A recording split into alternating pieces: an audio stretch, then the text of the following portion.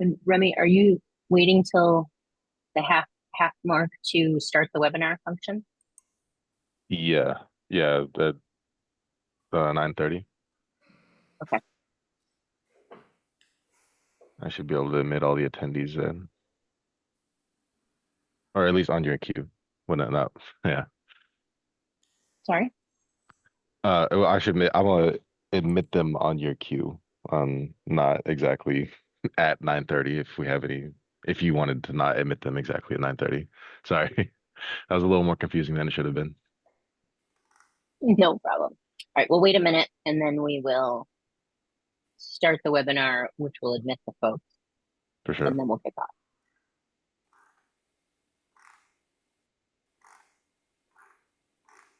Good morning. I just want to say Melanie McLean here for Shannon Marbett, who's on vacation, but I can't figure out how to change the name, so I don't mind pretending to be Shannon if nobody else cares. Shannon, thank you. If you go to if you click on participants in the bottom of the toolbar, then you should be able to see a little blue button that says more next to your own name and be able to rename yourself. There it is. Thank you. Yeah, no problem. I mean, we're happy for you to be listed as whomever, but I will do a better job of calling you the correct name if it's listed that way. So thank you for helping me. All right, All right. Remy, I think we're ready to open up the webinar and admit all right. the attendees if you are.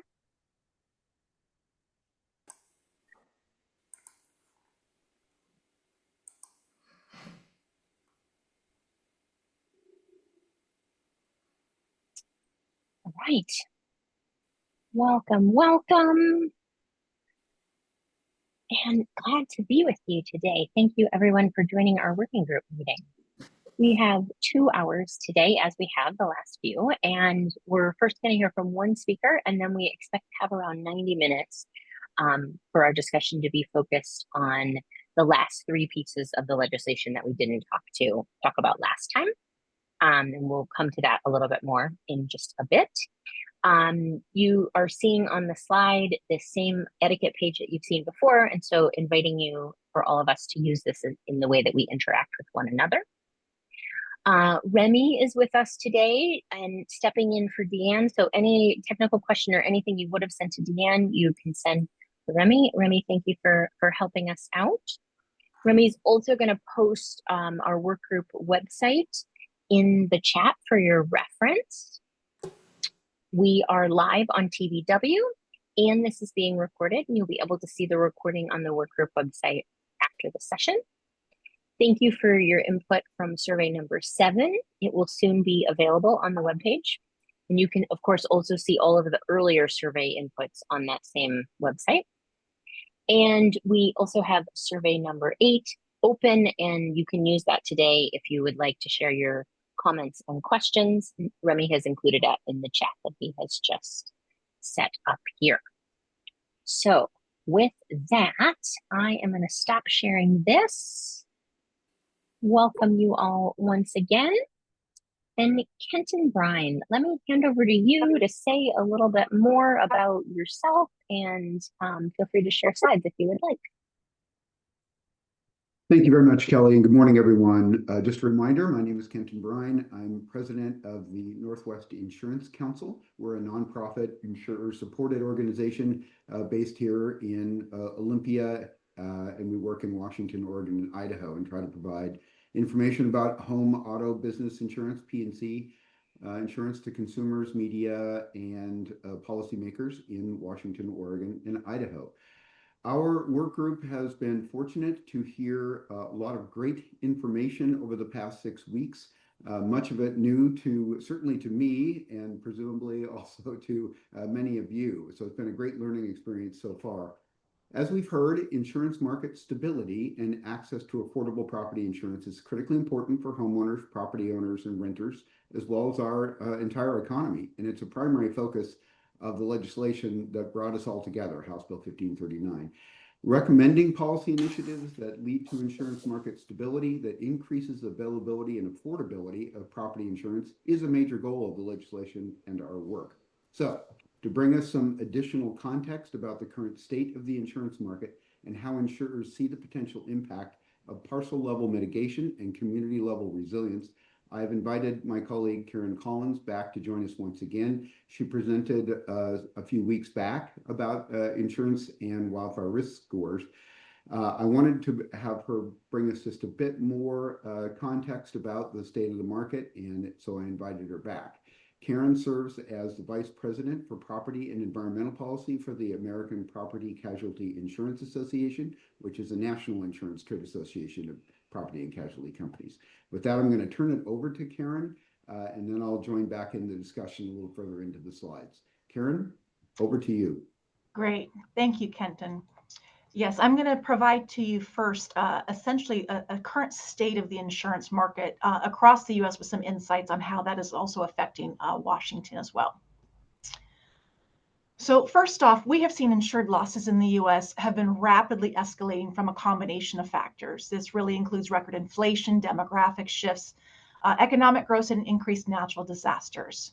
Insurance is essentially just a pass-through of those rising costs. So when losses go up, rates unfortunately also do need to go up. This left graph shows the net underwriting of the property casualty insurance industry over the last 10 years. How much the insurance industry takes in really versus how much in claims and expenses it's paying for all different lines of business. And it shows a $47 billion cumulative loss over the last decade. Now, we did see results improve in the last year, 2024, but not enough to offset these very steep losses in the last few years. In the right graph, those top three lines are the life, commercial, and health insurance sectors. And all of those have actually been profitable. But that blue line that's going deeply into loss territory is the personal lines, the home and auto insurance lines for insurance. And those are the lines that have been losing money. So warning about these trends, back in 2022, independent ratings agency AM Best, for the first time in history, downgraded from stable to negative the entire personal lines home and auto insurance sector. AM Best had warned that the personal lines insurance industry had lost tens of billions of dollars in each of the prior 3 years at the time, and it included the worst 3-year stretch of losses in recent memory for auto insurers, and 5 years of consecutive underwriting losses for homeowners insurers. Now, fortunately, just this last December, AM Best did upgrade personal auto back to stable, but their outlook on homeowners remains negative. Another ratings firm, S&P Global, just released their mid-year report, which projects 2025 year-end results. Again, while private auto results continue to improve, it forecasted a 100.6 or 106.1 combined ratio for the homeowners line. Anything over 100 means another loss. So this will mark the 7th time in the last 9 years that the homeowners combined ratio is resulting in losses exceeding 100%. The latest data from the NAIC, the National Association of Insurance Commissioners, has indicated that Washington State has also had significant losses in the last 5 years, resulting in overall underwriting losses, particularly, again, in private auto and property lines, such as homeowners and commercial.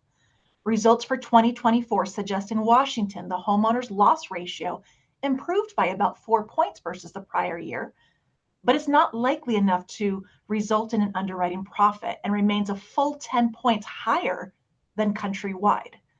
Commercial property results fared even much worse in 2024 than the homeowners line, as the loss ratio actually increased more than 7 points and was nearly 30 points higher than countrywide. These are concerning trends.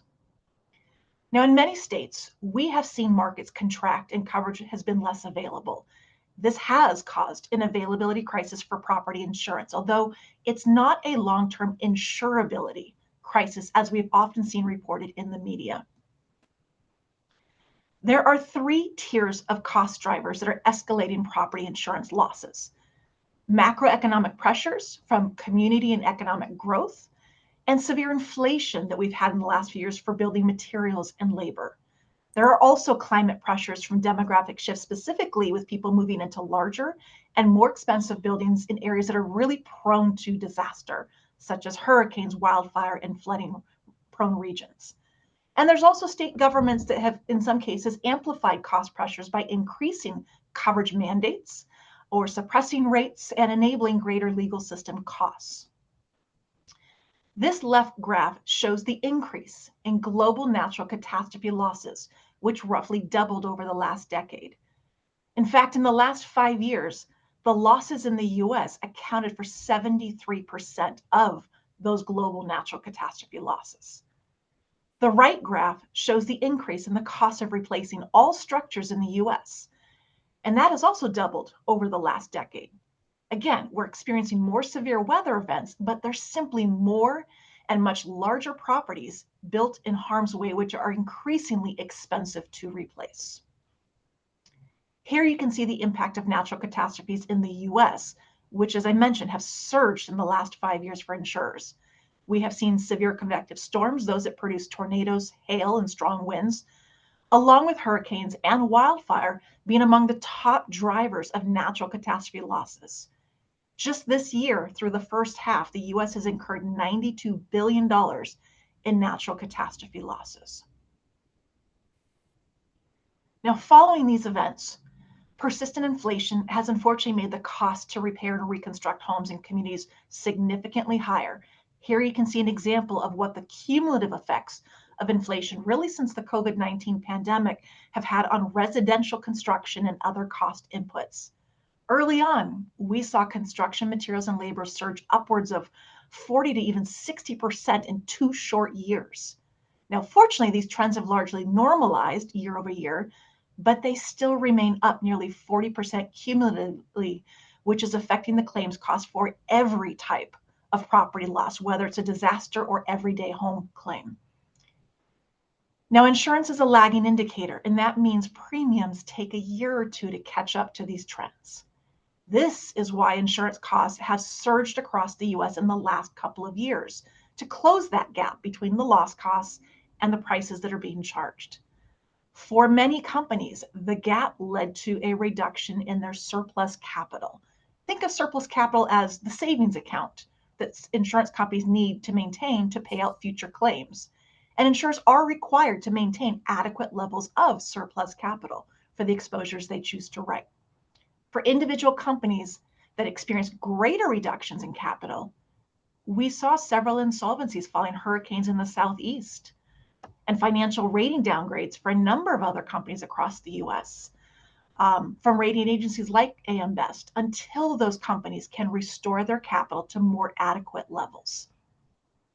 Complicating these challenges, the industry has also seen more frequent litigation and outsized jury verdicts that are amplifying costs across all lines of business. And here you can see an example with the median personal injury judgment having tripled over the last decade, which has concerning liability implications under personal property lines. Now, state policymakers, we can't fix the weather or inflation, but we can reduce legal system costs and other regulatory costs. Those are within our control to influence. We've also seen the cost of capital, including reinsurance, has climbed. To help absorb losses from very large natural disasters, insurers may need to purchase risk transfer, known as reinsurance. It's like insurance, but for insurance companies.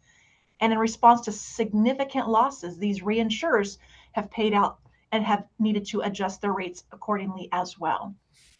Now, since 2017, you can see here, the Guy Carpenter U.S. Property Rate Online Index has more than doubled, with that largest jump being in 2023. These cost factors have resulted in insurers needing to make adjustments to really manage that capital that they have. In some cases, insurers may need to de-risk their own portfolios, often through stricter underwriting, temporary pullback in high-risk regions, and other efforts like mitigation to reduce preventable losses until companies can strengthen their financial position. And we're seeing these actions happening across the US and across all property lines. What's important to recognize is we are not facing an insurability crisis, but rather this is a market cycle that the industry is working through to rebalance needed supply to meet demand. And historically, because we have gone through market cycles in the past, we have seen that as the gap between losses and the price of insurance is closed, we see availability issues ease. And we're already beginning to see that in states where rates are catching up. Though it's important to recognize it's the affordability that becomes the longer term issue. The reality is affordability and availability challenges are very connected, but they are also uniquely different issues that require different solutions. Unfortunately, many of the policy proposals that we have seen introduced in many Western states have added new or higher exposure and costs. This includes coverage mandates or regulatory compliance burdens, or even in some cases, constraints in managing exposure to catastrophic risk like wildfire.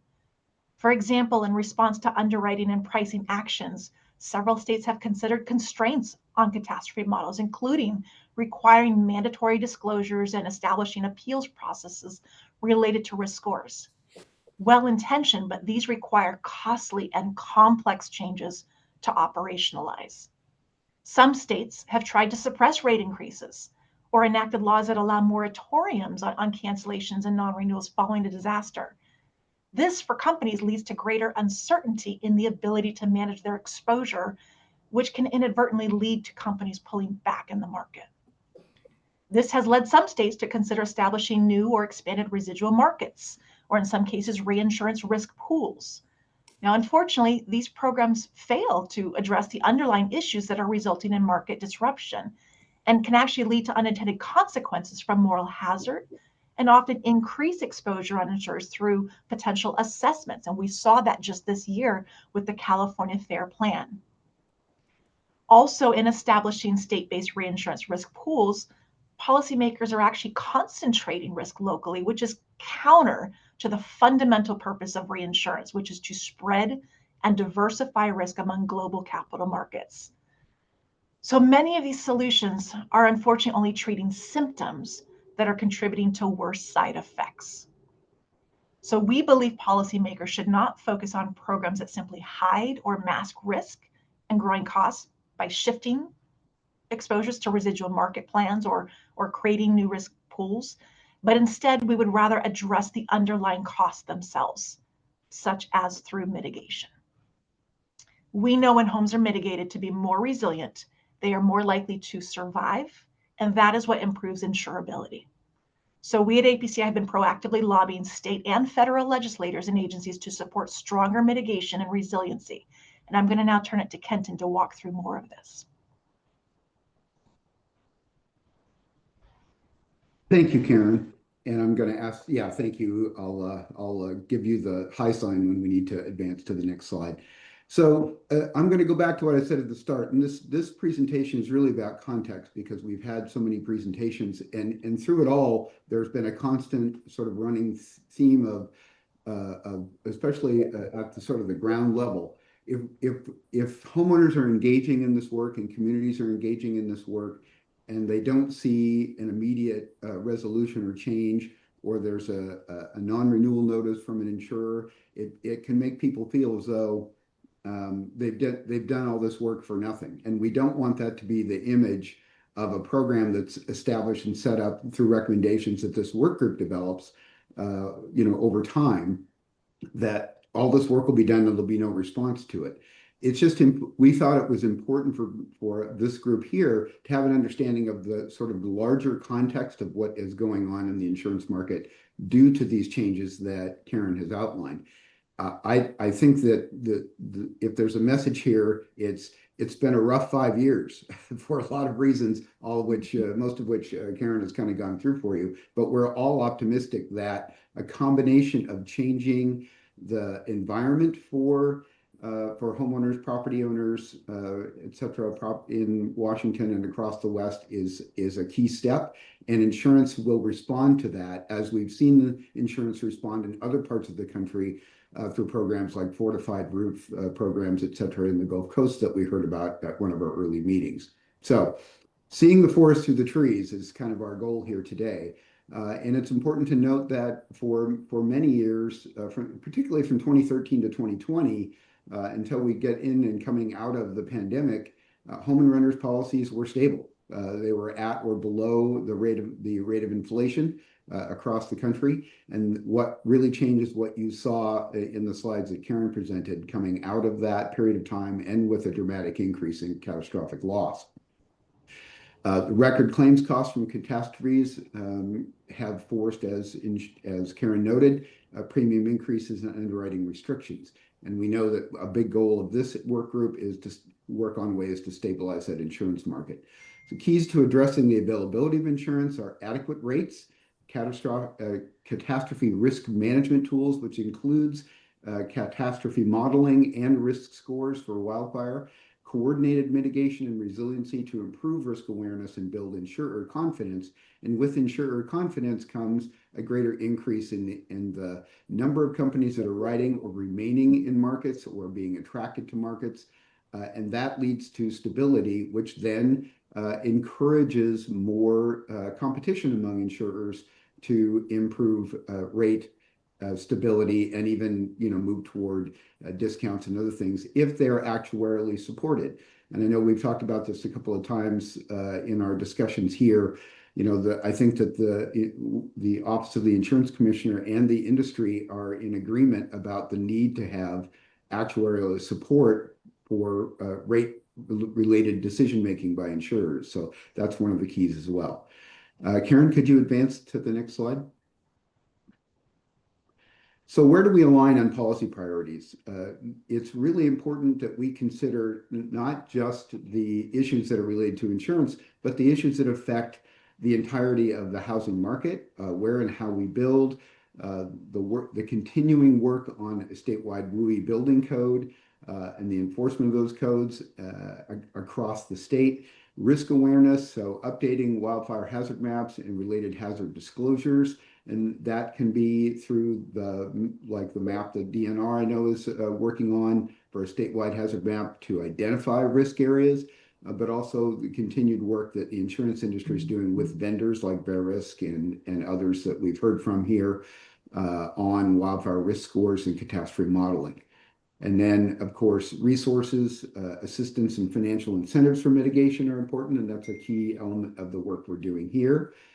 The elements of those we've heard about before and we'll continue to talk about: the IBHS Wildfire Prepared Home and Wildfire Prepared Neighborhood programs, aligning and integrating with existing prevention and mitigation efforts. I think it's important that we recognize, as we've heard about, FireWise, the community responses that are already ongoing. How do we build on those and combine the wildfire science that's developed the Wildfire Prepared Home and Neighborhood with programs that are already out there so that people are getting consistent messaging regardless of who they're hearing it from, whether it's a local firefighter, fire chief on the ground helping people mitigate their properties, whether they're reading it on the DNR website, whether they're hearing about it from their insurance company. Those messages all need to be aligned and consistent.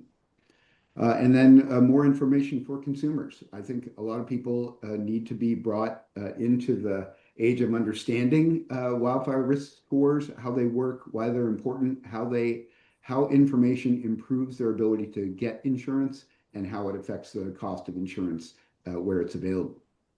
Next slide, please.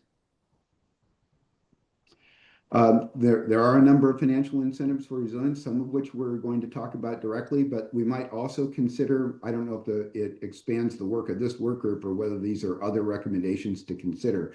But beyond mitigation grants that we'll be talking about, there may be other things that state or local governments can do with property taxes or other incentives to encourage people to engage in mitigation. And turning toward those discussions, I think, will benefit Washingtonians over time. Next slide, please. Focusing on the low-hanging fruit is important, and I put some comments into the last survey about this as well. It's so important that this program, whatever we are developing in terms of recommendations, really, there are going to be limited resources. So where are the best places for those dollars? New construction and reconstruction, the moment of change of ownership seem to be key moments in time for considering where mitigation dollars ought to go. But it's just also so critically important that this is an integrated strategy over time. This isn't going to change overnight, and this will take, this will be generational change that begins with the recommendations we come up with here. And next slide, please. This is the Consumer Resilience Strategy. There was a resolution approved late last year by the National Conference of Insurance Legislators, a resolution in support of establishing catastrophe savings account. That's yet another idea, similar to a health savings account, where there could be pre-tax savings accounts established by consumers that they could use to do mitigation or post-disaster expenses, recovery expenses. Those are other tools that are considered currently in other states that we could take a closer look at as well. And next slide. And that concludes our presentation. Happy to answer any questions if we can. I haven't looked at the chat yet, but I can go over to that, Kelly, if you want me to, or you can just fire the questions at us. Yeah, maybe first we just open it up if anybody has any questions for Kenton or Karen.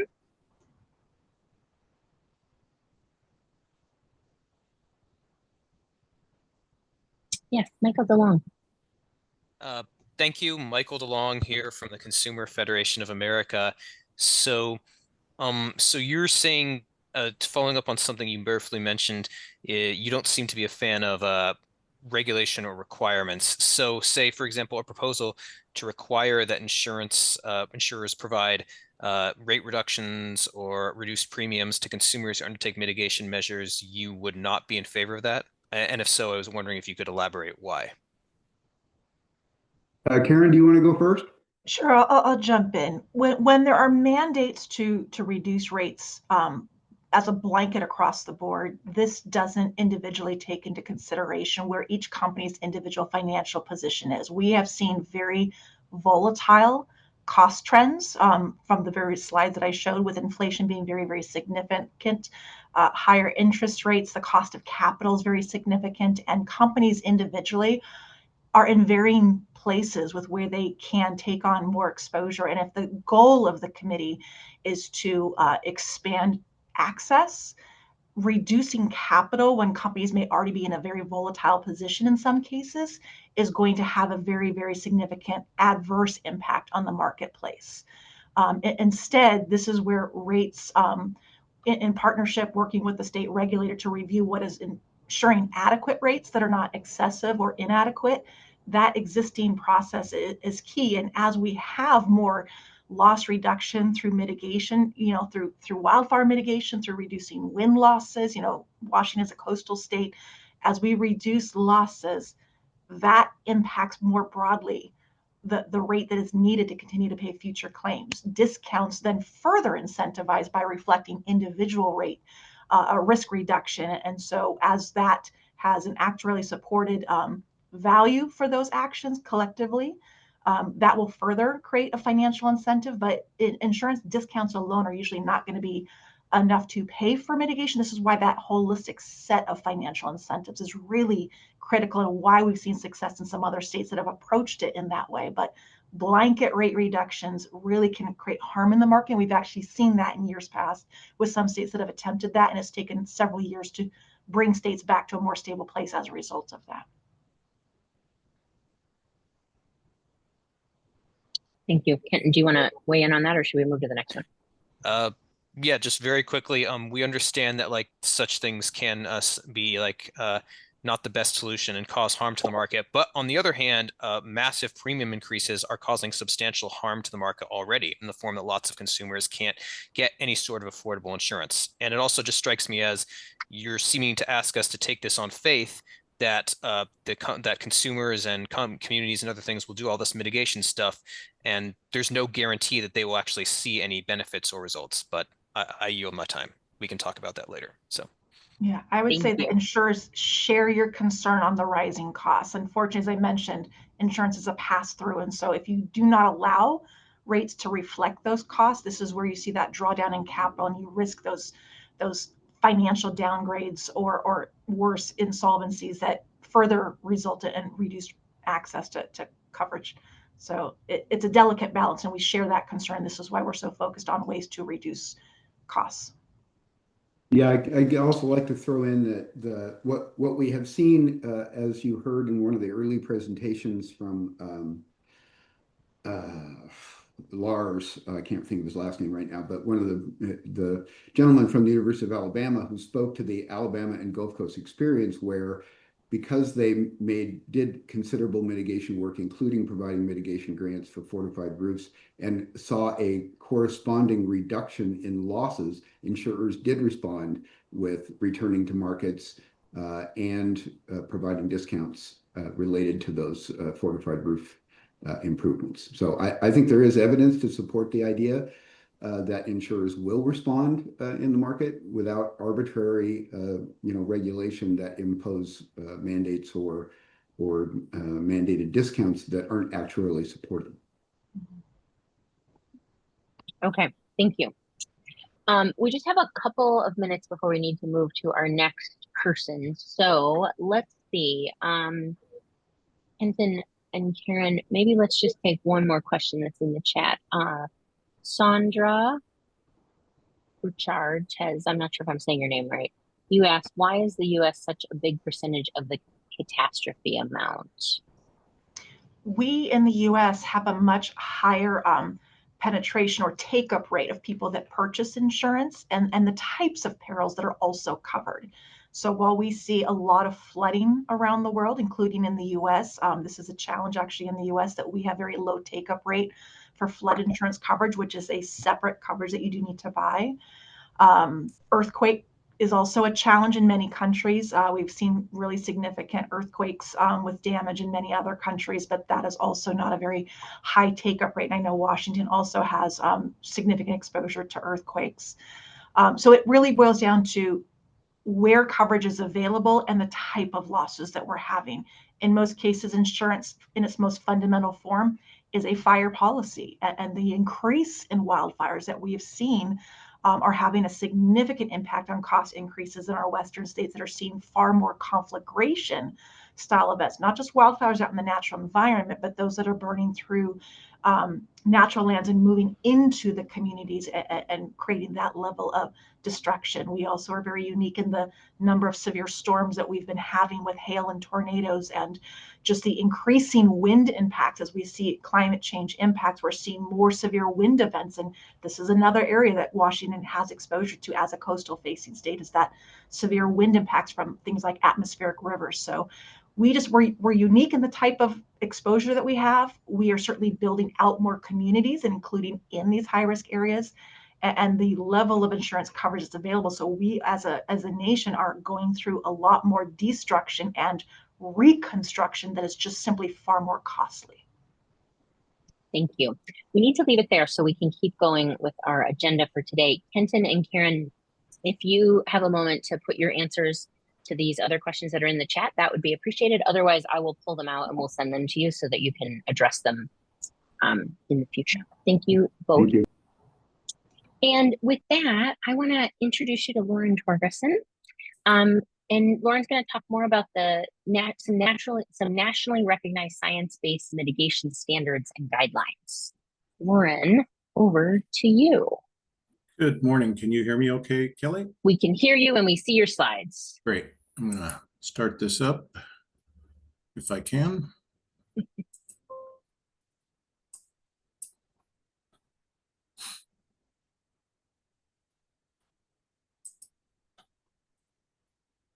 One moment. Technology. There you go. Yep, we see it. All right, great. Thanks, everyone. And good morning. My name is Lauren Torgerson. I'm working with the Office of the Insurance Commissioner around wildfire-related issues in the work of the committee. A little background for me, I had a 35-year career with the Department of Natural Resources. The last decade prior to this, I was a regional manager for a region in Northeast portion of the state and had wildfire responsibility in a little over 2 million acres of state and private forest lands. In the last 7 years prior to this, I was a wildfire policy analyst and advisor for the Department of Natural Resources as well. Today, I wanted to talk about wildfire mitigation standard and guidelines.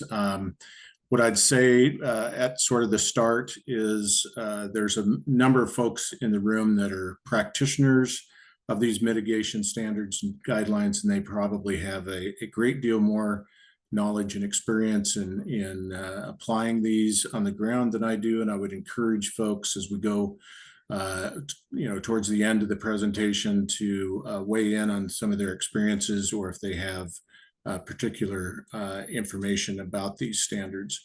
It's intended to just be a high-level overview. I know we've talked a lot already about standards and the standards that potentially will move the needle towards increasing the availability and affordability of insurance. And again, this is really just intended to be a fairly high-level view. Today, I thought we'd talk about sort of the introduction to the concept of wildfire mitigation and the benefits in reducing wildfire risk, an overview of the elements associated with wildfire mitigation standards, and then get into the sort of leading standards, guidelines, and models that are currently out there and that the legislature asked the work group to sort of review. And then as part of that, sort of a description of the key components of those standards and information on certification programs and the like as part of that. Why mitigation standards? Wildfire mitigation standards guide the use of ignition-resistant materials, protects life and property, guides the use of ignition-resistant materials and defensible space to prevent structures from catching fire. Homes and structures are built to a standard that's more likely to withstand wildfire exposure. So those are some of the benefits. I'd also say protecting life, and along with protecting life and property, there's a key element of when it comes to wildfire suppression and the exposure of not only the public or those that own those structures, but also to firefighters, where mitigation that takes place in and around those structures and adjacent to it increases the ability for firefighters to operate in that environment as well. Promotes resilient landscapes, fuel management standards, and the like, include spacing, pruning, and removal of dead fuels to reduce fire intensity. And it also promotes landscape level planning. They encourage coordinated efforts across properties and jurisdictions to reduce overall wildfire risk. Also, another benefit is the guides the risk reduction practices. They provide a framework for communities, developers, and managers to follow, proven mitigation strategies, and it increases informed decision-making. Standards are often based on risk assessments, fire behavior modeling, and lessons learned from past fires. Excuse me, I'll get back to that slide. Let me see if I can, there we go. Another benefit strengthens community and individual resilience, breaks the disaster rebuild cycle. Instead of rebuilding vulnerable structures, standards promote safer reconstruction and encourages, again, long-term planning. They integrate wildfire risk to land use zoning and emergency preparedness plans as well.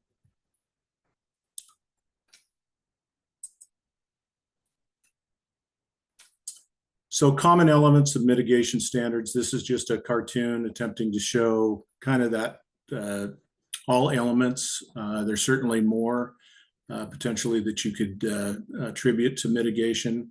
But sort of starting at the top, you know, we've talked a lot about a risk assessment and mapping. So identifying where the hazards are, and then also identifying if you have a hazard, do you have a risk associated with that as well? Defensible space and home hardening, where you look at the structure itself and is it able to withstand direct impingement from a fire or adjacent, having embers move through that space as well. Often they address hazardous fuel reduction. I've often said in my career that the cheapest fire and the least expensive fire is the fire that never occurs, and you know, having mitigation standards that address fuel reduction where fires can be contained and controlled within a short period of time because of those efforts are beneficial. Regulatory and planning tools also are part of mitigation standards, where local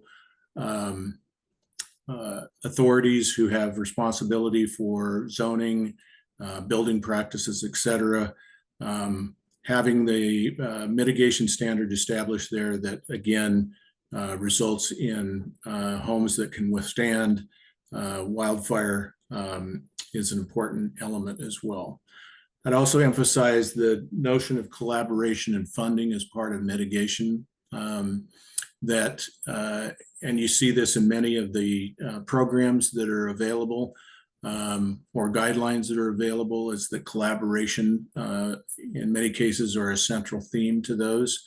Collaborating between neighborhoods, individual homeowners, and then communities at large. And then finally, post-fire hazard mitigation is also part of it. Again, we talked a little bit earlier about post-fire reconstruction and how we look at that and how should we put ourselves in a better position going forward, given the state of the current wildfire hazard and risk in the state.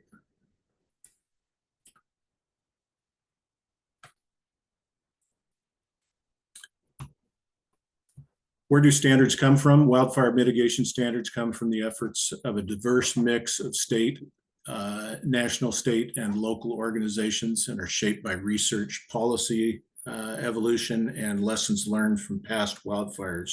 And many of the speakers have talked about this. You've seen demonstrations of many organizations that are attempting to address mitigation standards or reduce the impact from wildfire. And much of that is based on research and the lessons learned from past wildfires to inform those policy decisions.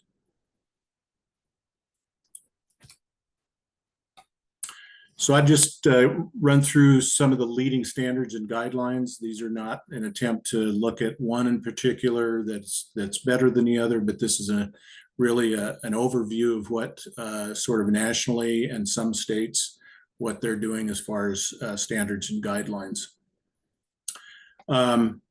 First off, the wildfire prepared home. This is one that we've talked about a number of times. The managing organization for that is the IBS, or Institute for Business and Home Safety. The scope of that now is only in California and Oregon currently. Key components of it is Wildfire Prepared Home is a designation program designed to reduce wildfire risk through a set of mitigation actions at the parcel level. The program offers two levels to choose from, the base or the plus, and homeowners that choose to be part of that program must meet and maintain requirements for their selected level to earn a designation certificate. Again, certification is yes, but it's a designation only. You're designated as that. And we could, I'm sure others can talk more directly about what the benefits in context of insurance can be with that. The base level creates a 0 to 5 non-combustible zone, maintains a 30-foot defensible space, upgrading vulnerable building features. And then the next level is the plus level, provides stronger protection against radiant heat and direct flame contact by adding enhanced building features and stricter defensible space requirements within the first 30 feet. Sort of intended users, obviously homeowners, insurance, and builders at the same time. Firewise USA, the organization, the managing organization is National Fire Protection Association.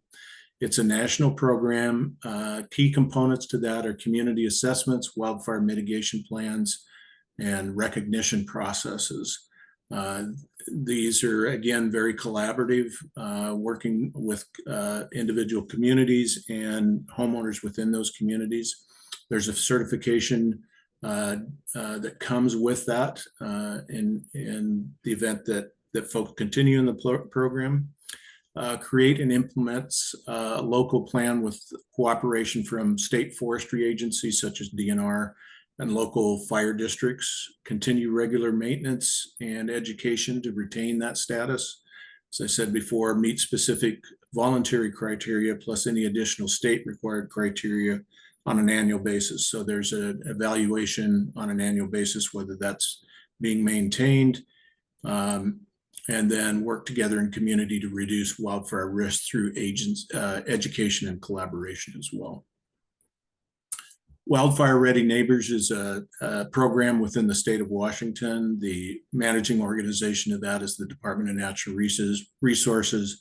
However, there's many organizations that participate and partner with DNR to implement Wildfire Ready Neighbors, fire districts, NGOs, and the like. Again, the scope is simply the state of Washington provides a free wildfire ready plan to help prioritize wildfire ready actions on property and connects homeowners with local officials and experts in their area to carry out that program. The voluntary home assessment is provided by those that are managing the program, focusing on 3 zones: immediate, directly adjacent to the home, and then extended up to 200 feet from the structure is where the assessment is taking place. There's no certification with this program, but intended users are residents of the state of Washington, DNR's outreach teams that provide information to homeowners, and fire service as well. The International Wildland Urban Interface Code, or what a lot of folks refer to as the WUI code. Again, that's the managing organization of that is the International Code Council. Its scope is national. Within the state of Washington, there is some ordinances and state law that has elements of the WUI code in them. Key components and focus is regulates ignition resistant construction techniques and defensible space, as well as fire department access, ingress and egress, and available water supplies for fire suppression. Focuses on preventing ignition of buildings and vegetation fuels, direct exposure to wildfire and fire exposure from adjacent structures, and helps prevent structure fires in the WUI from spreading to wildland fuels as well, even in the absence of fire department intervention. So again, pretty broad focus. There's no certification with that. Oftentimes, again, with the ordinances, there may be a requirement to comply with the elements of the Wildland Urban Interface Code within the jurisdiction that the permits are issued. Again, builders, zoning boards, and code officials, as well as homeowners, obviously, are the intended users. So this one is more related to guideline. The National Institute of Standards and Technology is the organization that manages the hazard mitigation methodology. Its scope is national. It's designed to be applied in communities located in hazardous fire-prone wildland urban interface areas. The goal of the HMM is to reduce overall implementation burden by assessing local exposures and applying the latest laboratory research findings and knowledge from post-fire wildfire, post-fire field observations to effectively harden structures in a cost-effective way. The HMM is primarily aimed at retrofitting existing buildings, but may be applied to new construction as well. Again, no certification with that program. Authorities with jurisdiction and homeowners are the intended audience for that standard. The National Fire Protection Association has a standard for wildland fire protections, 1140. It's national in scope, addresses risk reduction for existing and new development, as well as operational needs of wildland firefighting. So it's focuses on both those components at the same time. Includes guidelines for maintaining defensible space around structures to minimize fire spread, set standards for ignition resistant construction in fire prone areas. No certification. Intended audiences are homeowners, zoning boards, building officials, and the fire service. Outthink Wildfire is a program from the National Fire Protection Association. Again, they also have the other programs as well. Key components and focus calls for a comprehensive approach that is over time, and this is fairly recent, over time attempts to significantly reduce communities' risk. The strategy is rooted in 2 perceived realities. Wildfires are going to happen, and the fire service in broad terms, including state and local fire service, will not be able to extinguish these fires at a pace to save people and property in their path. It's their stated reality, or what they consider the reality. There are 5 action policies associated with Outthink Wildfire. Require all homes and businesses in the wildland-urban interface to be more resistant to ignition from wildfire embers and flames. Current codes and standards, as well as sound land use practices, must be in use and enforced for new development and rebuilding in fire-prone areas. Fire departments for communities in the WUI must be prepared to respond safely and effectively to wildfire. Government must increase resources for vegetative fuel management on public lands. And then members of the public must understand their role and take action in reducing wildfire risk. No certification with that program. Homeowners, zoning boards, building officials, and the fire service are the intended audience. Just a few more, and then I know this can be a little tedious. The Northwest Coordinating Group, again, a consortium of state and federal agencies, have the Wildland Urban Interface Mitigation Field Guide called PMS 052. It's a national in scope, key components and focus designed to support a common understanding. So in other words, has been stated several times through several presentations, is we have to together or collectively understand what wildfire hazards are, what the risk is, and some of the mitigation efforts that can reduce that risk. Encourage the use of consistent and proven local risk reduction efforts, increase awareness and implementation of mitigation best practices, techniques, tactics, and strategies, and improve community and structural survivability as a result of pre-fire mitigation actions. There's no certification. And then again, wildfire mitigation practitioners, those that are out on the sort of front line, if you will. This field guide is important for that work. The fire service and homeowners can also take advantage of that. This, I won't go into much detail, but 053 is a supplement to the previous field guide.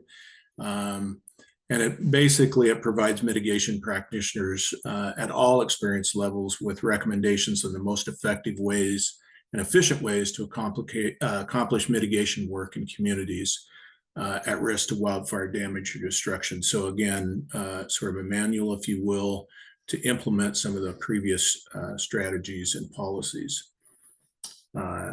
No certification, of course, and wildfire mitigation practitioners are the audience. Fire service and homeowners can take advantage as well.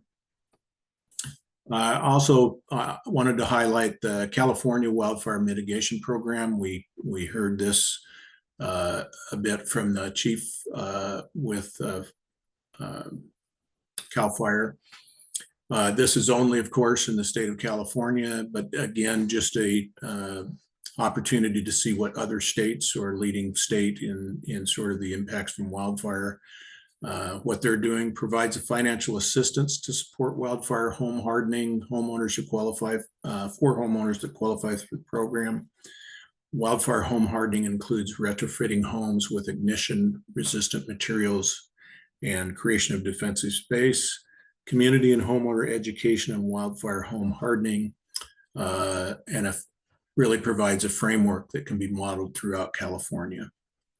No certification with that program. It's intended for homeowners, builders, fire service, and mitigation practitioners.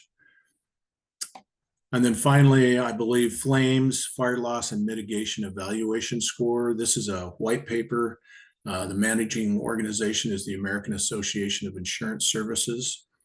It's national in its scope, but currently only approved in Florida. Is a data-driven predictive model developed to ensure insurers more accurately quantify expected fire severity at the zip code level. Provides for evaluation of homes, landscapes, and community mitigation measures. So the white paper goes through what some of those processes would be, or the system to use in evaluation of homes at the zip code level. And the intended users are essentially insurers and regulators as well for that particular type of model. Okay, so that's what I had. Happy to try and answer any questions.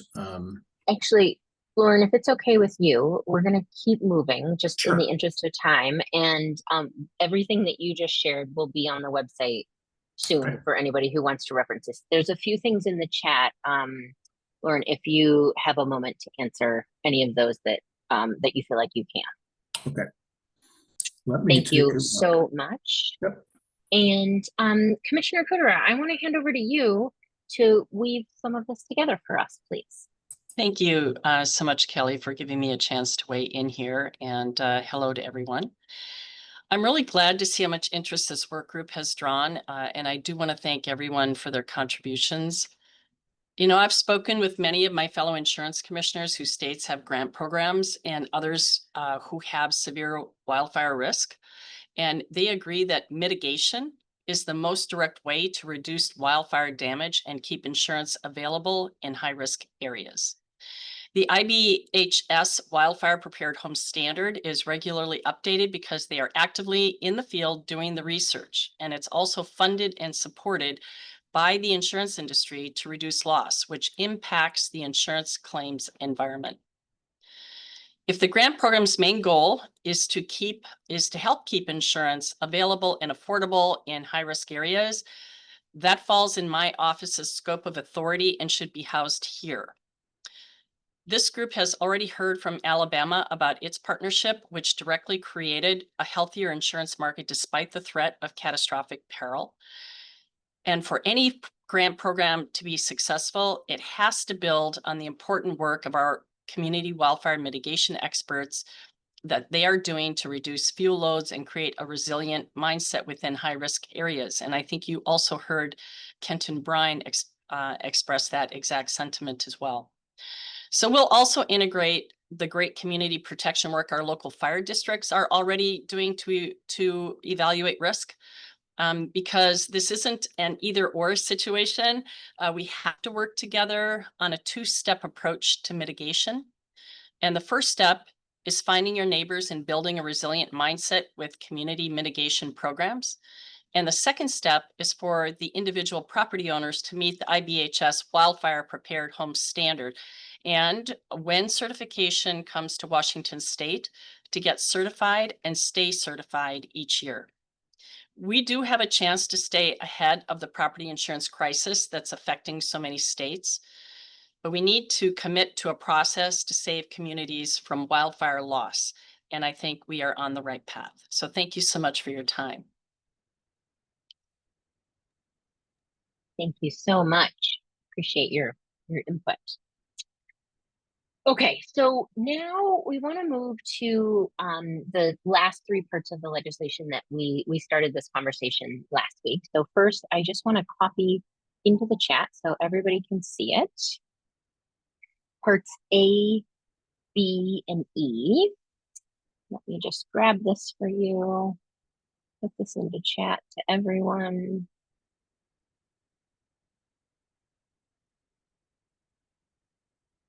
Oh, hang on one second.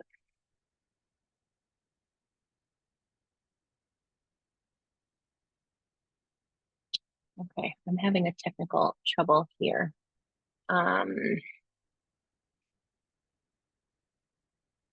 Bear with me just a moment. Let me try this again. All right, it's not working for some reason. Let me see if I can do it in smaller batches. There we go. I think I was trying to do too much at once. So let me put this in as 3 separate chats to all of you. This will look familiar. These are the 3 parts of the legislation that we did not yet start talking about last week. So the first thing we'd like you to do is to, just as we did 2 weeks ago, I'm sorry, we would like your input on what do you most want to see for each of these in the recommendation. There's certainly some overlap between, but if you are calling out A, B, or E, please put that letter in there to help us to make sure we're going to capture the chat, and we want to make sure that everybody knows what you're referring to. So let me give you a moment to read through those 3 parts of the legislation and then post into the chat what you think is most important to be included.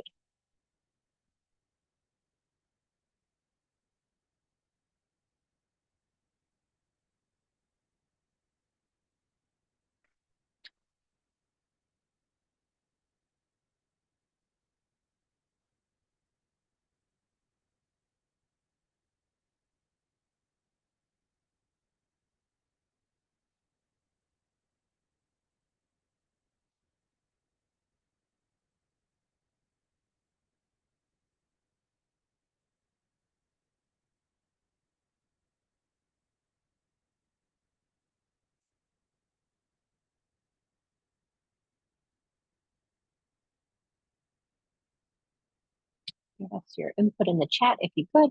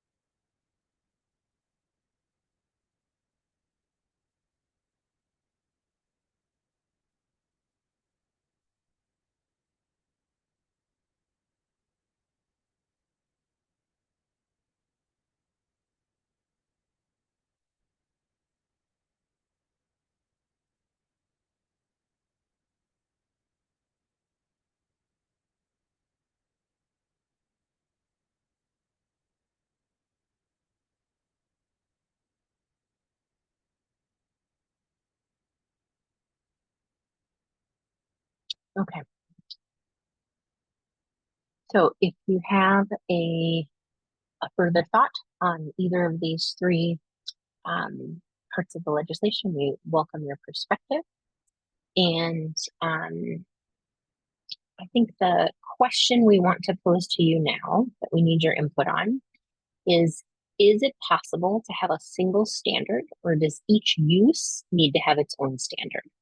And when David, Lauren, and I were brainstorming the uses, you may come up with some additional ones, but we think that at least a starting point for when we say, does each use need to have its own standard? There's life safety, which would include building officials, city planners, permitting. There's financial protections, which would be eligibility for insurance. And then there's the outside of 30 feet of homes, where there are some other considerations. So we would love your input. Is it possible to have a single standard, or does each use need to have its own standard? And you might also add, if there's some other uses. I'm going to put this into the chat, and Michael Newman, I will hand over to you for some input. Thank you, and good morning, everyone. I just want to introduce myself. I'm Michael Newman. I'm General Counsel at IBHS. You've had my colleague Steve Hawks for a while now, but he's on an airplane. And so I get to join you all today, and I'm happy to be here. So I think I'd like to separate out what's 30 feet out versus what's 30 feet in, because that's generally a homeowner's property. So yes and no, I suppose, Kelly, is my immediate answer to you. But from 30 feet in, I think there absolutely can be a single standard that addresses multiple uses. I'll take wildfire prepared home because that's what I'm most familiar with. It is designed, and I'll use a phrase that Karen used earlier, to enhance both survivability and insurability by meaningfully reducing the risk of ignition from embers for wildfire prepared home and flame and heat wildfire prepared home plus. We are helping to put our thumb on the scale that if a wildfire comes into a community, particularly when we start seeing conflagration of building to building fire spread, we would like to be able to stop that conflagration in its tracks. For homes, and the way we do that is by stopping home ignitions. And so from a life safety perspective, from a survivability perspective, I think a single standard does that. Now let's look to the financial piece. As you all know, IBHS is financially supported by the property insurance industry. We are independent, but we have the ear of the industry, and you've heard both Kenton and Karen talk about the wildfire prepared standard. We see it as a bridge between investments and risk reduction, by whether that's by the homeowner or the state, and the property insurance industry, because our standard is based in science, and we have verification processes embedded in the program. That's both at the initial time of designation as well as on an annual basis thereafter to make sure defensible space remains in place. There's trust by the insurance industry. And so the type of consideration in terms of availability and affordability of insurance that I know is a goal of this group can be enhanced through application of that standard. So I can't speak to the many other standards that Lauren mentioned, but I do think it's really important for this group to think about, will the standard work? Will it enhance the survivability? And does it have the verification piece that is really important to the property insurance industry, as well as, frankly, to fraud prevention in any sort of state-backed program like a grant program?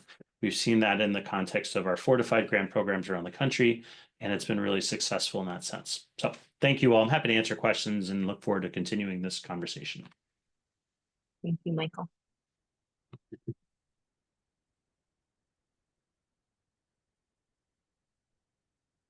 Other thoughts? Single standard?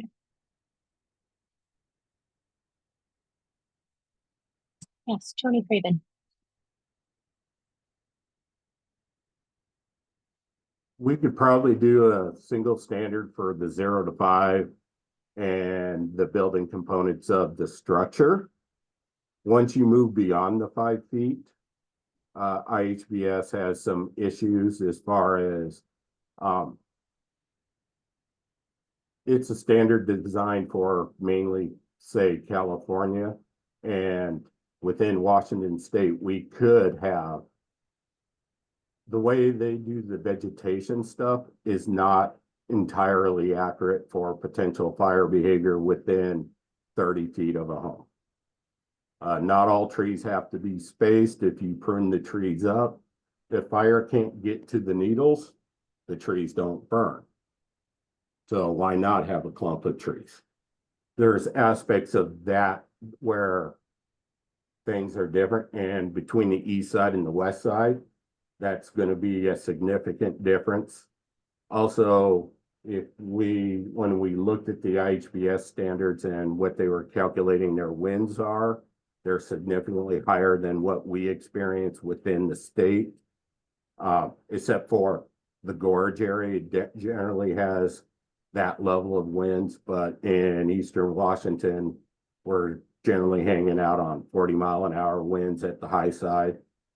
And so is there one standard? I think at the house, yes. But once we start moving away from the house, Eastern Washington and Western Washington are two different fire behavior models. The sagebrush country is going to be a separate model because they are strictly wind dependent. And the gorge, which has 50 to 70-mile-an-hour winds, much more regularly than we do in other places in the state, that's a different. And all of those, the winds are driving your fire intensity, how long your flame lengths are, how much heat's being generated. And so that's my 2 cents on it. Thank you, Tony.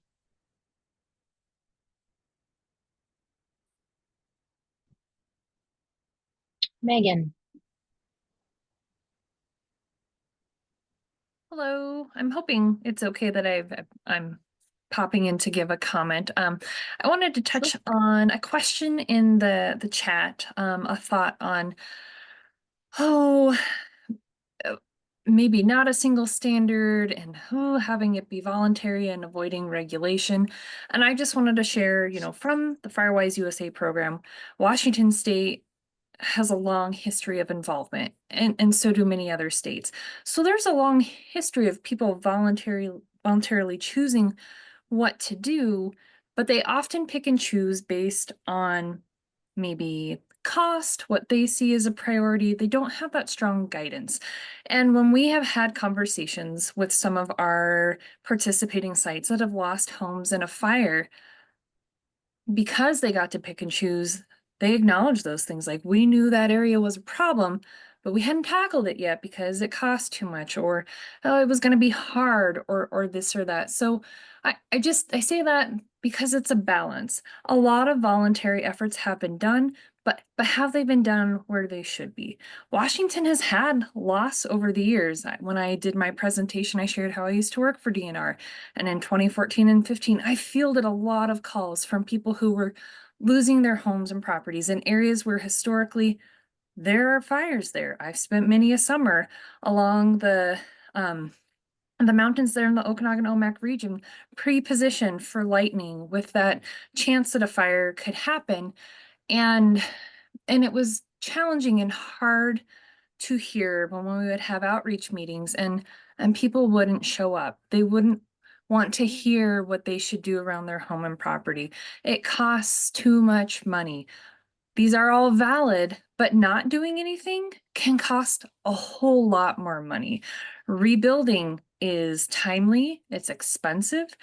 There's the environmental damage and degradation. There's that loss to the local economy. There's all these different complex things that play into that number. So we, NFPA, works with IBHS. We support the Wildfire Prepared Home and Neighborhood. We understand why states might have to pick and choose what they do, but just wanted to put that out there from running a voluntary program and talking with people who have had these fires. If you just leave it to them, it's hard to measure where that progress is actually going to be made and if it will be meaningful. So just some input. Thank you. Senator Saldana. Hey, thanks.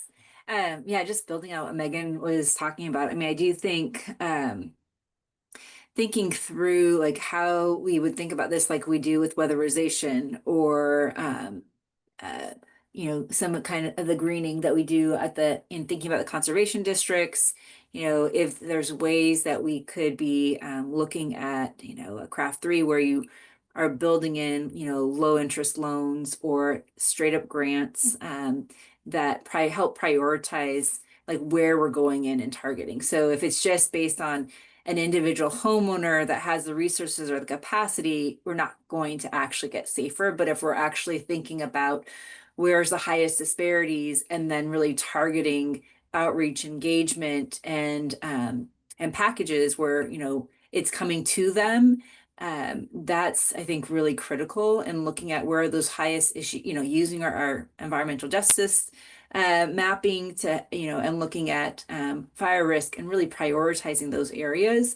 I think that is what's actually going to help us, because one homeowner getting a better rate is not actually going to make the industry cheaper. But I do think there's ways that we can be building on, some of the investments we already made and the expertise that we have here in this group to really figure out like what would actually have the highest mitigation and lower our risks for our state rather than thinking about it as individual homeowners. Thank you. You also had your hand up earlier. Did we hit on what you wanted to cover earlier? I mean, I put something in the chat. Just I'm really I saw interested, that of you did. course, as the labor person, you thinking about the workforce, like how are we actually building this up? Because again, I saw in the conversations, right? It's impossible for us to just have someone do the work and then think they're going to be, you know, now safe, because it's every year you need to address, especially, you know, your vegetation. But I do think if we think about it as like, how do we think about using work source and agricultural industry, you know, workers in our urban and rural areas of, like, you know, our landscape industry, like how are we actually engaging them to be thinking this as a business line that they could develop, and you know, how are we building in, you know, this could be how we help people have full-time work, by thinking about in the ag, you know, when they're working in the fields, and when this actually might be something that could be done off season to be able to help prepare people before the fire seasons come. So just thinking about, like, how do we think about the workforce locally? How do we think about, you know, community folks that maybe haven't been in this field, you know, where there's an opportunity for them to think about, you know, small business enterprise, or being able to, you know, have full-time work. So Thank you. Chandra Fox. So thanks. I just wanted to take a minute and encourage the work group to take a step back and try to look at this from a strategic point of view. Because as a practitioner, as the local emergency manager, I deal with not just the mitigation piece of this, but I also deal with the response and recovery piece of this. And we have to acknowledge the fact that, as I said in the chat, number one, this is a community peril, because what happens on one person's property impacts the risk to other people's property. But it's not just about the singular property owner, because when we look at the bigger picture of whether or not communities are insured, our assistance, our post-fire recovery assistance, is directly related to the number of insured properties and whether or not people are insured. So if you are insured, if you have adequate levels of insurance, you're going to recover better than an individual who doesn't. And right now, we have so much uncertainty at the federal level about whether it's the potential elimination of FEMA or the restructuring of FEMA. We have no way of knowing right now whether or not our individual assistance programs are even going to survive. And what that means is, when we have large community impacts from wildland fire, from conflagration, it means all of those recovery costs come directly back to the state and the individual jurisdiction. So we either pay the money up front to help people achieve mitigation on their properties, to require development to be done in a smart way by requiring the use of fire retardant materials, or we pay for it on the back end when people have lost their homes and they're turning to either their city, their county, the state for help in recovery. So I would like people to kind of bring the focus up a little bit more and try to take a strategic view of what we're talking about. Thank you. Fire Marshal Slaffel.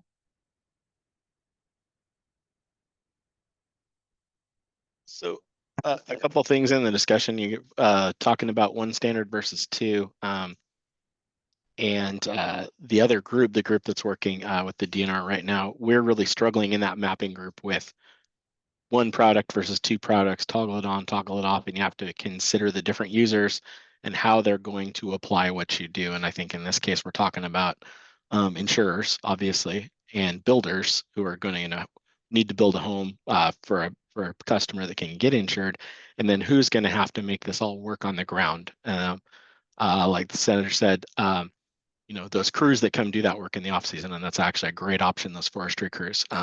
a lot of the type 2 crews we use to respond on the day-to-day are year-round of employees of some company doing some forestry activity of some part, and they're very skilled and they work very well and they work very quickly. And the other piece is a lot of reference to California. We're actually going to talk about this in NFP 1140 next week. Is the you can have a code and you can have some set of standards to get your occupancy certificate, but you got to provide the locals the ability to go back. And one of the things, like some contacts with Cal Fire that I work with regularly will tell you, that's great. They do all the things they need to do to get their letter to move into their new house. And then if you had the money to go back a year or 2 years later, they would no longer be in compliance. So that's got to be something that's in there is, I don't want to say the carrot and the stick, but you've got to have the ability to other than showing them pictures of their neighbor's house that burned down, or the house that burned down when they bought the lot, yeah, how do you get them to continue to do that? That's going to be that will be a continual, ongoing, perpetual challenge, is to get the people to keep up their Firewise landscaping and all of their zone 0, all that, past the time when you let them move into their new place. Thank you. Tony Craven. I just wanted to second what Bill just said. Having worked with lots of homeowners, especially early in the process, and tongue-in-cheek, landscapers have been my worst enemy, because they'll come in and they'll plant a row of trees right at 5 feet 6 inches. And so the maintaining of the certification and making sure people aren't compromising it is going to be a big thing. Thank you. Thank you.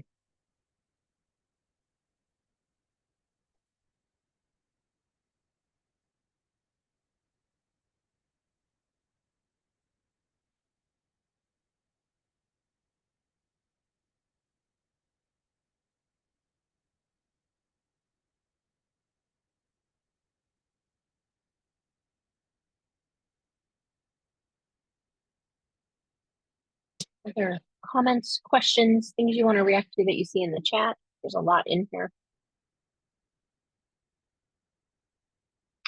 Michael. I see some comments in the chat about questions about ongoing verification. So I thought I would just describe how we do it. You know, people may think it's too much or too little, but so you have to go through an inspection process when you first apply for a designation for wildfire prepared. Thereafter, there is an annual landscape review, because we know chances are the vents aren't going to change, the windows aren't going to change, other aspects of the structure aren't going to change, but green stuff grows. But we don't send an inspector out every year. We rely on geo-located photographs from the homeowner into a portal to demonstrate that defensible space has been maintained. Angela Bishop, I see your comment that people don't want to live under such continued scrutiny. I understand that, and there has to be a check that the defensible space is undergoing continued vigilance by the homeowner. And so we think that the way we do it with this annual check that is driven by the homeowner, pictures taken by the homeowner submitted to a platform, is the right sort of balance. But I do need to emphasize just how important it is that defensible space, in particular in that 5 feet around the structure, does continue to be in compliance with whatever the standard is. Thank you. Thank you.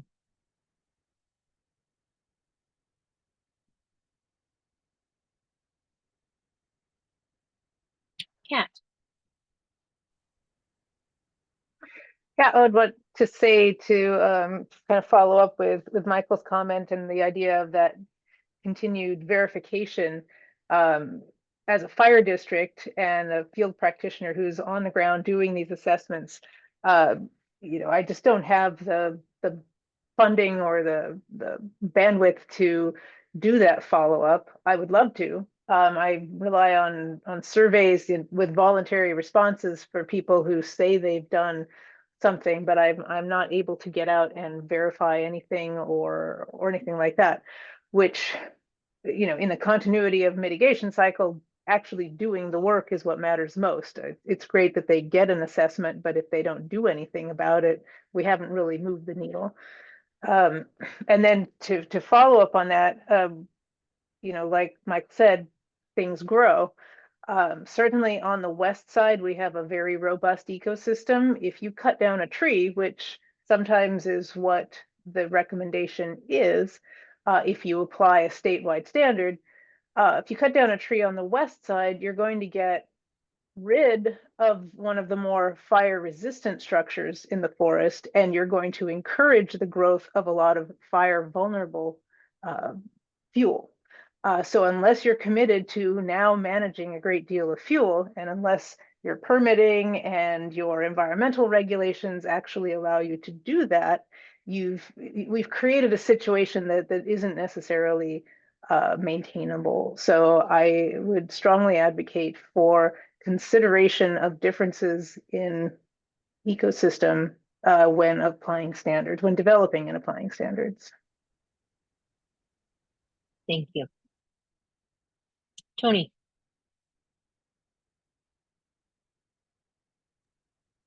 Tagging along with what Kat said to a certain degree, remember, after a fire, the trees are still generally standing there. It's only the needles that burn. So by pruning the trees, as I said before, we're reducing the chances of the fire spreading into the crowns. And one of the other things is we're discussing different standards. The surroundings feels around whatever structure we're protecting. So let's suppose we're out there and you're next to a contiguous forest. Doing more thinning of trees near your home is more important. Where if you're within a community, you have roads, you might have 10 to 40 trees there, but that's not going to generate a crown fire, because crown fire requires a distance to get started and move through the landscape. So that's another reason why we need to do these standards. But I also want to point back, seeing some comments in the chat. The research from the California fires in general talk about, in general speaking, within 30 feet of your home is what's important to protect your home. Stuff going out beyond that is useful. I will point you all to the Jack Cohen video where he starts a crown fire and the structure's at 30 feet. Yeah, they get a little charred, but he generated a full-scale crown fire and the structures were still there.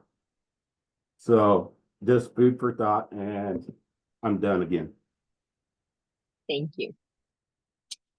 Kat, do you have another comment, or do you have your hand up from before? Okay, nope, sorry. Thank you. No problem. Senator Saldana. No, and I mean, I just really appreciate this conversation. I wonder, you know, if the homeowners are able to get that assessment and then, you know, do the photo uploads. You know, I do think some kind of incentive, and, you know, it's a question to industry of, you know, being able to, you know, give them a lower rating, right? Like that there'd be some kind of preference, just like there is, like if you buy homeowner insurance and auto insurance, right? Like something minor, but something, you know, significant enough that gives that kind of incentive, I think would be helpful. And I think the other question is, like, we have so much better mapping, you know, with DNR, with other, you know, with our universities, is that I do think it's important to help educate, you know, homeowners and community members about what kind of ecosystem they live in, right? And I do think that, you know, using our conservation districts, perhaps, of, you know, when you're purchasing a land, just like, you know, where your school district is, to know, like, are you next to a marsh? Are you next to a forest? And that could be incorporated in, you know, again, a question to the industry of, you know, helping people understand why a home that is, you know, on this block versus down the road might have a different insurance rating because of, you know, where it is in the landscape. And, you know, I do think that, you know, when people are purchasing or when they're making that purchase, that's when they're most aware or paying attention to, you know, all these different factors. And I do think the more that we can kind of embed in that purchasing process, understanding, right, of, and anytime they're having to reinsure, like that could be a place and then, you know, where they get that education. Thank you.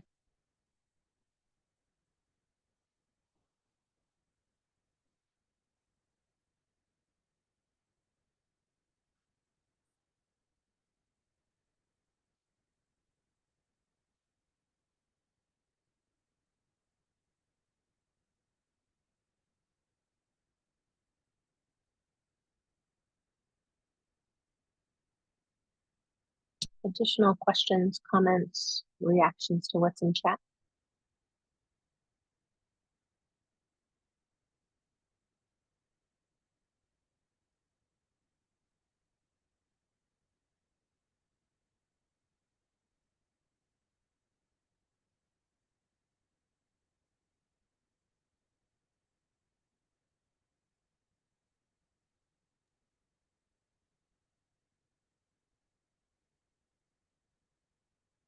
Kenton. Thanks. I guess I want to just sort I mean, there's a lot of commentary in the chat about, you know, the more we go into these conversations, the more we're going to see what is already being seen in other parts of the country around this discussion. I won't call it a debate exactly, but a discussion about how to respond to wildfire risk. And there are a lot of conflicts that are that have the potential to derail these discussions. Like, you know, can these things be voluntary so people can choose to? Well, we kind of have that now. That's what Firewise is. It's a voluntary agreement among people in a community to take certain actions to protect their properties. The Wildfire Prepared Home Standard takes that concept, but applies it to creating a standard that insurers will respond to. And I think if we're going to move forward with, especially as we talk about creating or making recommendations to create a mitigation grant program, there have to be standards. They can be revised to meet various environmental related concerns for different areas of the state, drier parts of the state, wetter, urban, rural, types of vegetation and all that they can be responded to, but standards have to be put in place, and they have to be followed by the people who want to benefit from having the standards, the homeowners in particular. So if we don't have standards that are at some degree required, whether it's for new construction or however we put it in place, and we're also asking the state or some, you know, segment of property owners or taxpayers to help pay for mitigation, there has to be a recognition that, you know, you live in wildfire country, you're accessing resources provided to come up to a standard mitigation that will protect your home. So voluntary is not going to work in those circumstances. Now, you know, there's a lot of discussion about what the mitigation program is going to look like and what the standards ought to be, although I think we've fairly arrived at, because of the science and all the organizations that are already working in this space, the standards should not be that hard to identify. But the discussion about this interaction between what's required versus what's voluntary, as well as some of the discussion around environmental concerns. I know someone mentioned in the chat, I saw that article as well, about ADUs being built in urban areas, don't have wide enough spaces for first responders to get through with 3-foot doorways. And their proximity to each other. We heard in one of the earliest presentations in this group the need for there to be greater amounts of space between structures, which goes in direct conflict with density requirements to address housing issues. So there are some things that we're going to have to wrestle with. in terms of how we come up with recommendations for the legislature to consider. Some of those are probably beyond the scope of what we've actually been asked to do, but we are going to have to wrestle with those issues and come to an understanding that some things have to change as we address the increasing wildfire threat and wildfire risk. Thank you. Kat. Get to follow up with that and to comment. So Michael Newman quoted Jack Cohen about community wildfire risk as a home ignition problem, not a wildfire control problem.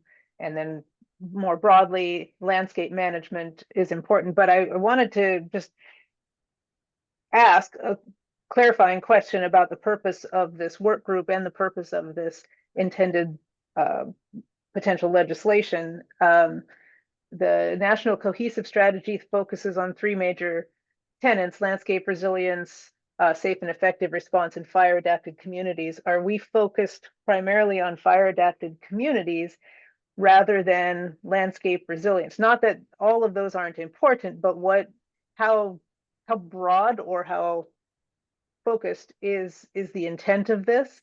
And to that end, again, when I go out and talk to people, the first thing they do is many times is turn their back on their home and they look out at the landscape around them and they say, I'm really worried about what's out there. And I have to spend some time turning them back around to their own home and say, this is what you should focus on. This is what you have control over. You as an individual homeowner, you as a community don't have control. You don't own that land. You don't have control over the landscape level treatments. That's the responsibility of other agencies. If we're focused primarily on the work and responsibility of homeowners and communities, that's the direction we need to turn. Not at all to say that landscape resilience is not also an important place to focus, but I'm just trying to clarify which we're doing here, or maybe we're doing both. Thank you. David, I see you posted a link, and do you want to say more? Yeah, hi Kat. Welcome to the discussions. I've posted in chat the legislative assignment to the work group. It is to be responsive to 5 assignments, and we've been going through each of these not in order, but in groupings. One, we are to see if we can align our DNR's outreach, our community wildfire mitigation outreach, and a grant program with a standard for property owners. We have some tasks around data sharing. How can state agencies better work together to assess wildfire risk, educate consumers? And then there's another component about how can the insurance industry help educate consumers on their wildfire risk. So hopefully that clarifies it. Thank you.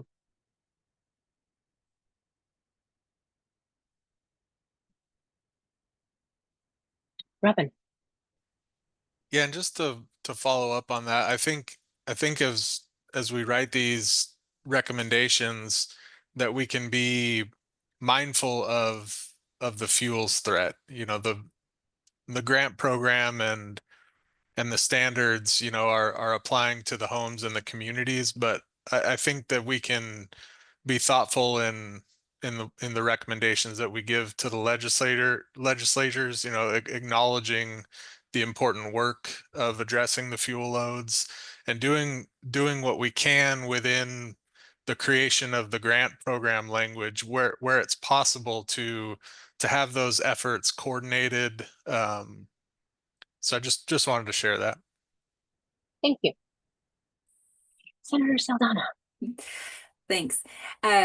Similarly, just building on what Robin was saying, and I do think that depending on who is the one that's going to do the work, I think really what Kat was speaking to, I feel to me personally, really resonates in terms of what is in the sphere of control and influence for the insurance commissioner and our insurance industry, who are a lot of the folks that are on this call today. I do think for the Commissioner of Department of Natural Resources and their agency is more on the fuel that is in the public land space, that is in the private, you know, in the actual wildlands and the forests and the steep, like how they're controlling fuel there to hopefully mitigate risk for the personal homeowners. But I do think there might be different recommendations in terms of who would be the actor or the one that's in control. And then of course the legislature, you know, how are we resourcing or what policy changes we need to make to be able to allow DNR,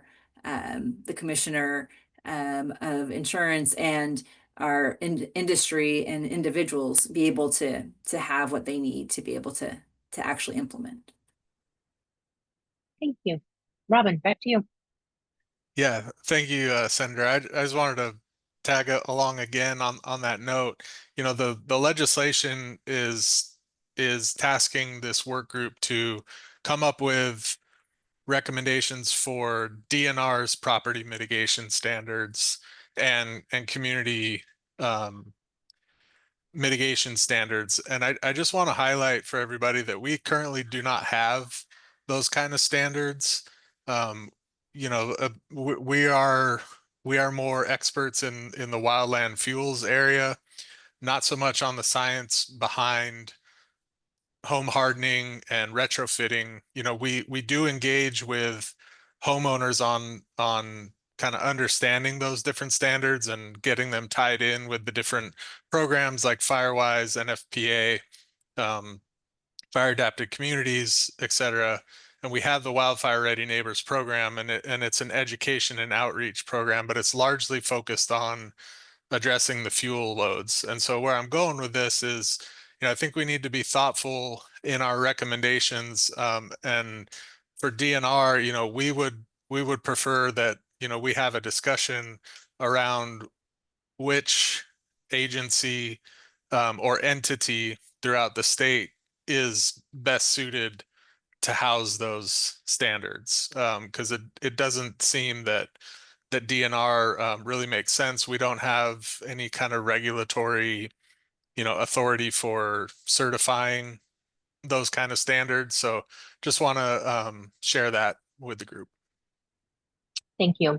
I think that might be a good moment to go to our next question for the group, which is, what is the standard for a future grant program to be retrofitted to? Does Washington want to follow other states following IBHS?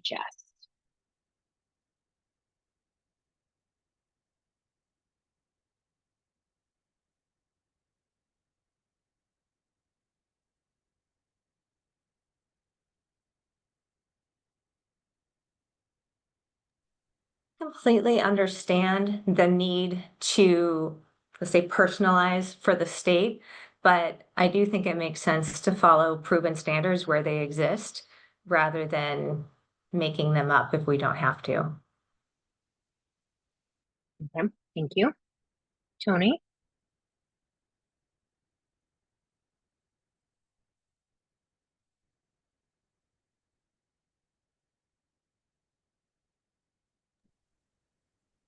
My best stuff got spoken while I was muted. The difference is wildland fire is, say, 75% science, maybe only 50 at times, and 25% art. What's going on in the landscape, experience will allow you to interpret things. We generally, from a science standpoint, don't understand what's actually going to happen until after the fire occurs. The other aspect with it is, as I said, I'm a yes and no. I think the 0 to 5 standards, all the practitioners in the state use that standard. That is our talking point. I talked to many of them, such as Jenny, Kat, Hillary. That is the standard we're using at the 0 to 5. Beyond that, it's a general standard, but applying what's going on around us to, hey, where's that tree sit? Where's that bush sit? Here it might be a problem, in another place it might not. And so that's why it's got to be somewhat personalized to the landscape, not including the difference between, as I said earlier, somebody who owns 5 acres need different things.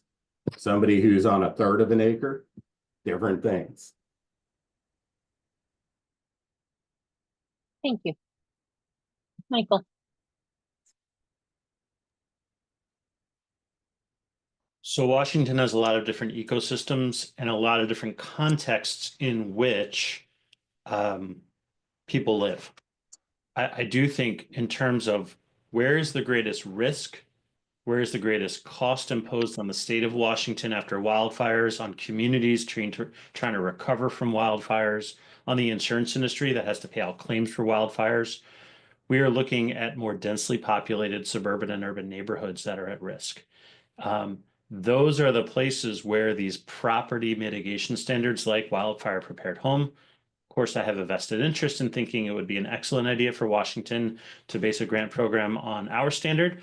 But I would just encourage you all to think, if we're thinking about a grant program for the state where taxpayer money or some other sources of funding will be going to help reduce risk at the property level or neighborhood level, we should be thinking about where it can do the most good and where the greatest risk is.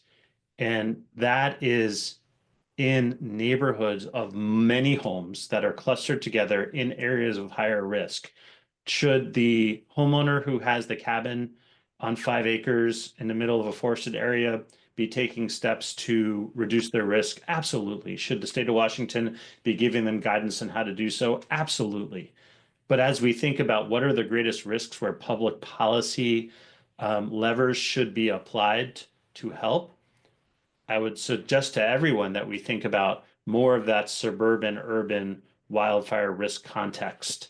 And that's where focusing on the property, on the structural mitigations, focusing on defensible space in the 0 to 5, having an approach that gets rid of the biggest risks in that 5 to 30 foot area. That's where that all matters. And I think that a standard like wildfire prepared can help with that. And we've seen in other states and other contexts where grant programs can really help drive a workforce development. It can help drive adoption and awareness of these types of risk reduction standards. And it can do a lot of good for lowering the risk overall in a catalyzing sort of way. Thank you. Tony, do you have another comment or is your hand up from before? Thank you.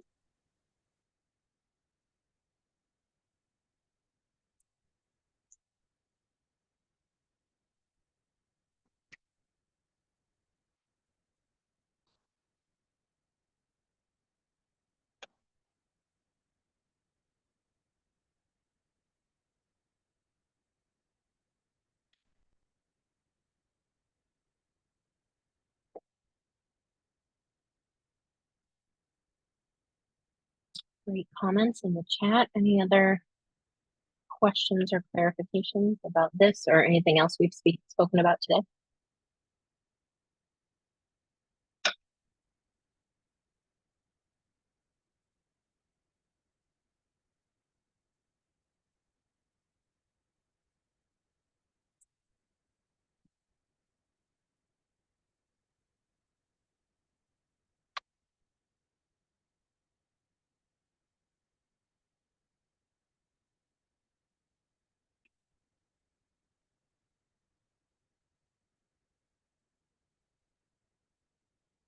All right, my friends, I think we may be coming to the end of our conversation.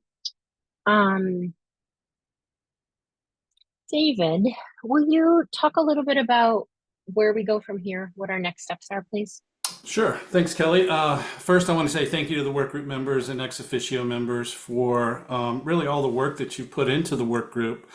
From the numerous emails received, surveys, submissions, good discussions from the past 7 meetings now, it's provided a lot of content for the work group staff to be able to work with. So at this point, staff needs to go through everything, begin drafting ideas on what recommendations could look like, to accomplish really the legislative assignment that was given in Substitute House Bill 1539. So what that means in a few weeks, we'll be sending various surveys and questionnaires to the members. At some point in the next 4 to 6 weeks, you'll be voting on a series of potential recommendations, likely through a platform called Qualtrics that we use quite a bit.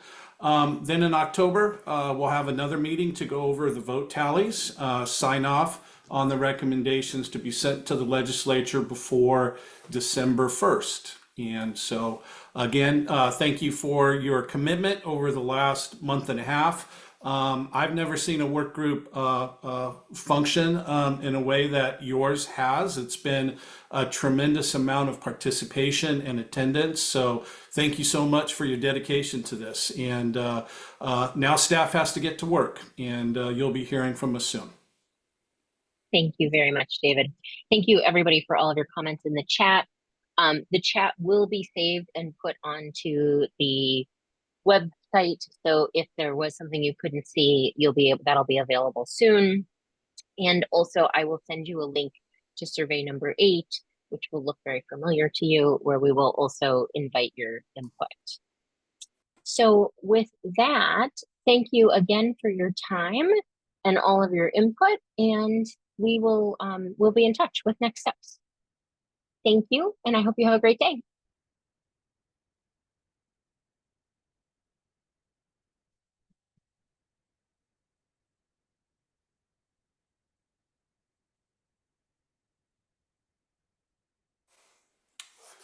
Okay, Remy, if you're still there,